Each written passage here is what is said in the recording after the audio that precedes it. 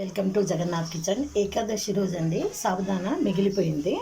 అయితే నేనేం చేశానంటే మిగిలిపోయిన సాబుదానాల్లో ఒక ఆలుగడ్డను ఈ విధంగా ఒక ఆలుగడ్డను తీసుకొని తురిమి పెట్టుకున్నానండి. అందులో పల్లీలు, ఉప్పు తగినంత, పచ్చిమిర్చి. ఇప్పుడు చూడండి దీనిగా చిన్న చిన్నగా వడల్లా వేసుకుంటానండి.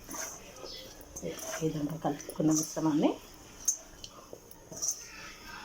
ముక్కుడు వేడవుతుందండి. నూనె పోసి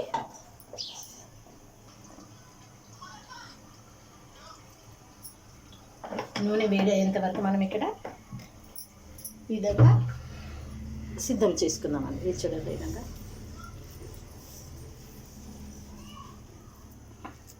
ఈ విధంగా ఒత్తేసి పెట్టుకోవడం అండి.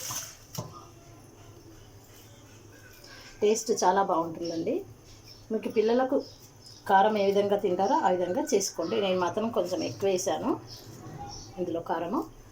సాబుదానా పిల్లలకు ఆరోగ్యరీత్యా చాలా మంచిదండి. అరుగుదలను పెంచుతుంది, ఎనర్జీ బూస్ట్ అండి ఇది.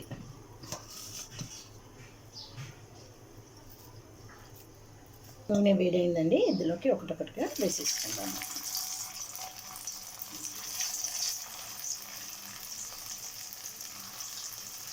సాబుదానా వడలు రెడీ అండి.